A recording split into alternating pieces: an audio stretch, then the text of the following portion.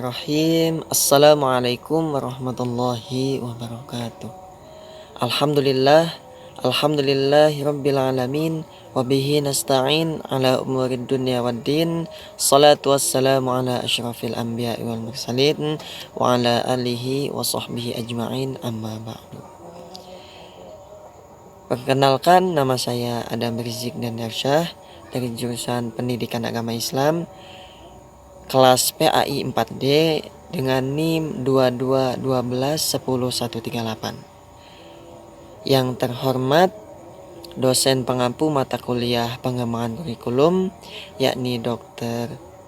Helna Nelis MPD, yang semoga selalu diberikan keberkahan di dalam ilmunya dan juga dimudahkan dalam setiap langkahnya. Amin ya rabbal alamin. Baik, pada kesempatan kali ini saya akan menjelaskan mengenai komponen-komponen kurikulum, yang mana di dalam komponen-komponen kurikulum itu terdapat pengertian kurikulum, kemudian komponen kurikulum, kemudian taksonomi tujuan pembelajaran, kemudian pengertian indikator, fungsi indikator, dan juga langkah-langkah perencanaan pembelajaran, serta cara merumuskan tujuan pembelajaran kurikulum. Undang Sistem Pendidikan Nasional atau UU SPN nomor 20 tahun 2003 menyebutkan bahwa kurikulum adalah seperangkat rencana dan pengaturan mengenai tujuan, isi dan bahan pelajaran serta cara yang digunakan sebagai pedoman penyelenggaraan kegiatan pembelajaran untuk mencapai tujuan pendidikan tertentu. Tujuan tertentu ini meliputi tujuan pendidikan nasional serta kesesuaian dengan kekhasan, kondisi dan potensi daerah, satuan pendidikan dan peserta didik. Oleh sebab itu, hendaknya kurikulum yang disusun oleh satuan pendidikan harus memungkinkan adanya menyesuaikan program pendidikan dengan kebutuhan dan potensi yang ada di daerah. Dari penelusuran konsep kurikulum memiliki beberapa dimensi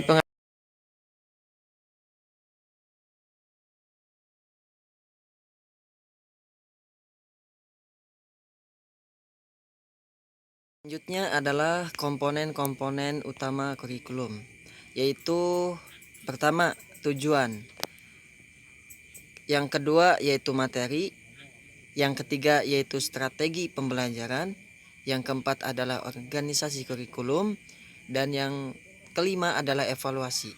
Kelima komponen tersebut memiliki keterkaitan yang erat dan tidak bisa dipisahkan. Kurikulum adalah rancangan pengalaman yang akan dihayati oleh siswa. Pembelajaran. Tujuan pembelajaran biasanya diarahkan pada salah satu kawasan dari taksonomi.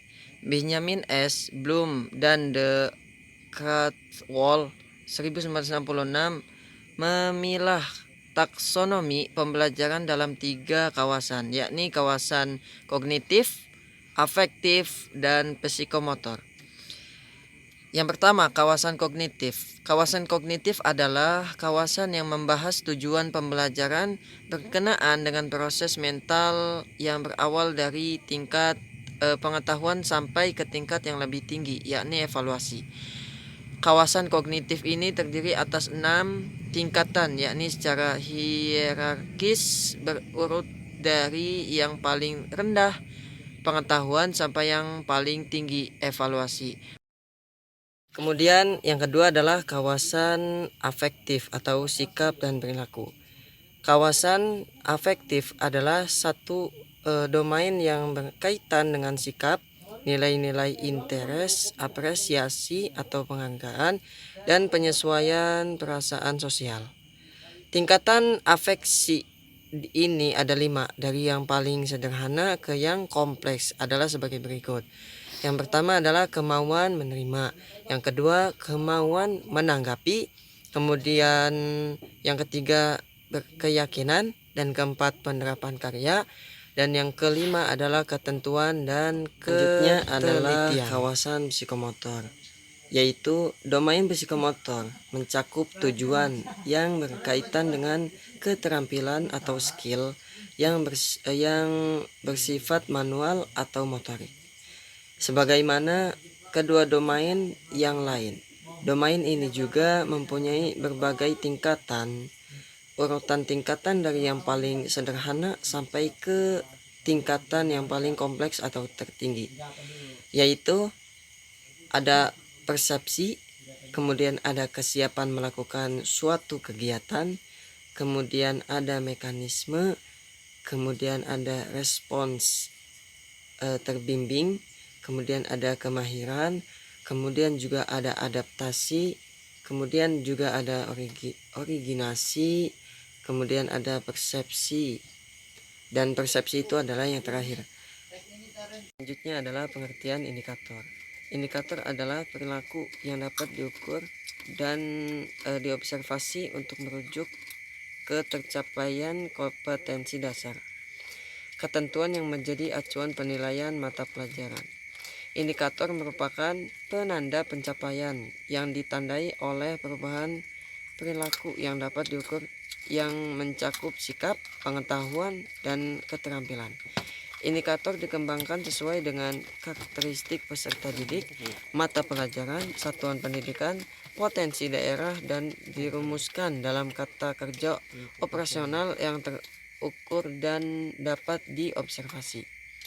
Dalam mengembangkan pembelajaran dan penilaian terdapat dua rumusan indikator, yaitu yang pertama, indikator pencapaian kompetensi yang dikenal sebagai indikator.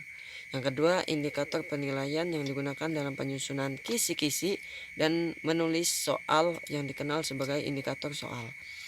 Indikator dirumuskan dalam bentuk kalimat dengan menggunakan kata kerja operasional.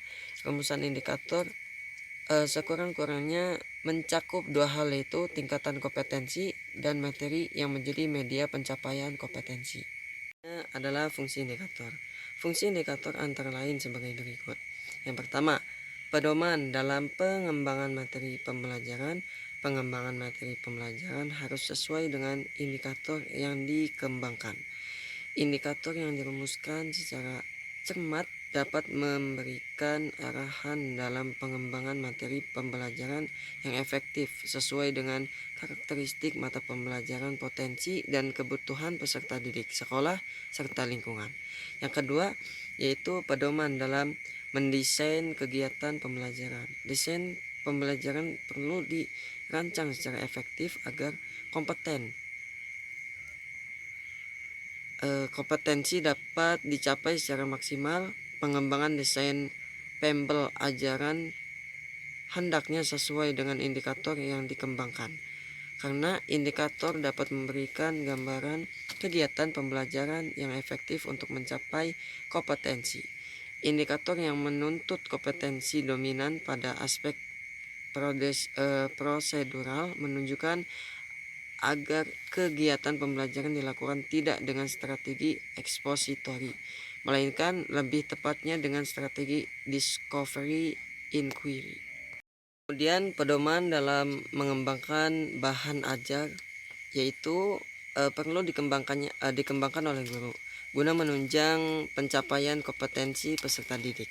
Pemilihan bahan ajar yang efektif harus sesuai tuntutan indikator sehingga dapat meningkatkan pencapaian kompetensi secara maksimal.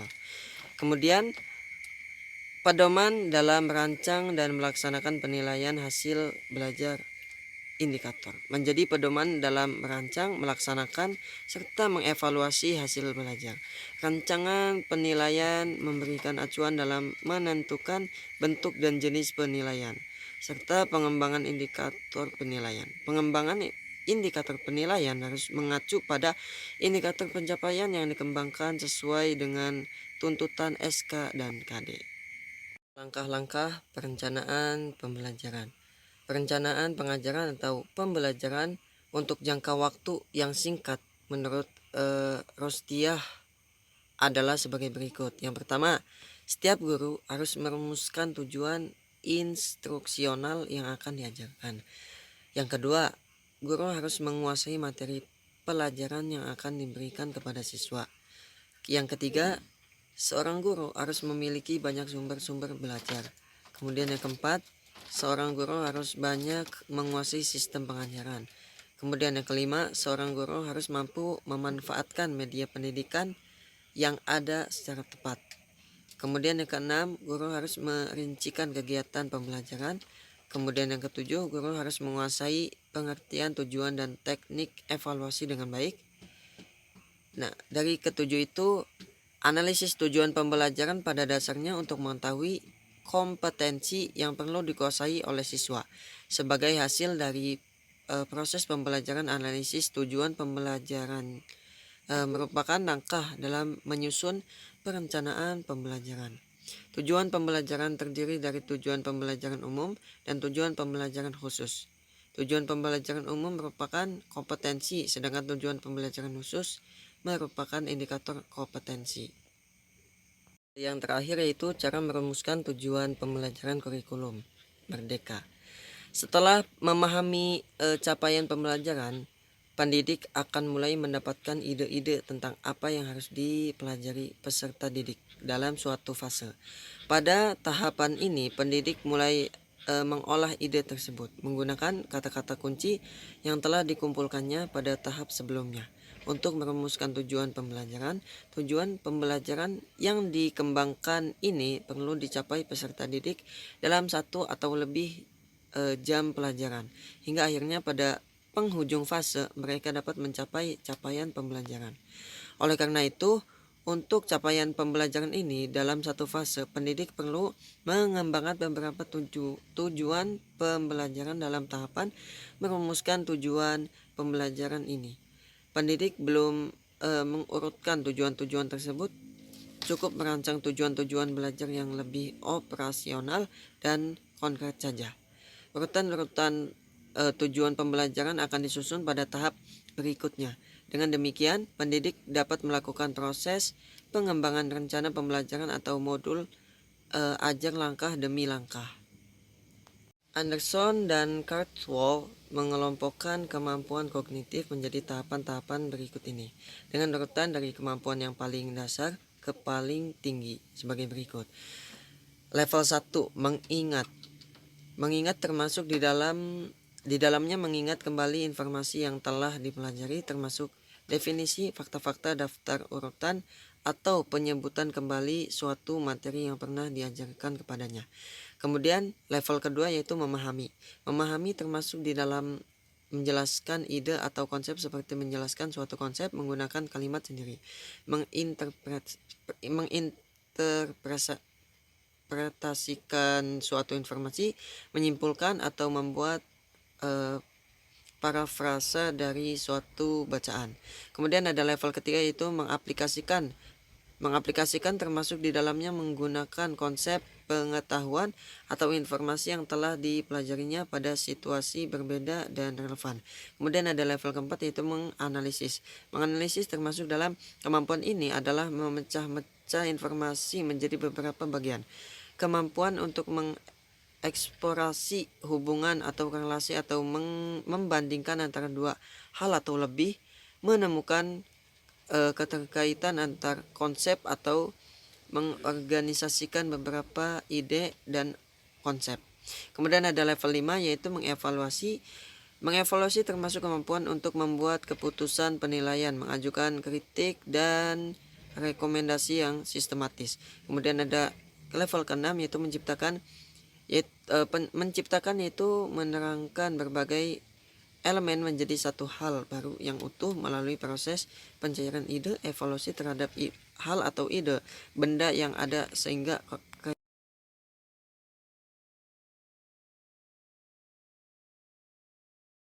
terima kasih. Semoga apa yang tadi dijelaskan dapat memberi manfaat kepada kita semua. Amin ya rabbal alamin. Baik, bagi siapa yang ingin bertanya dan ingin mengomentari, silahkan bertanya dan mengomentari di kolom komentar. Sekian dan terima kasih. Assalamualaikum warahmatullahi wabarakatuh.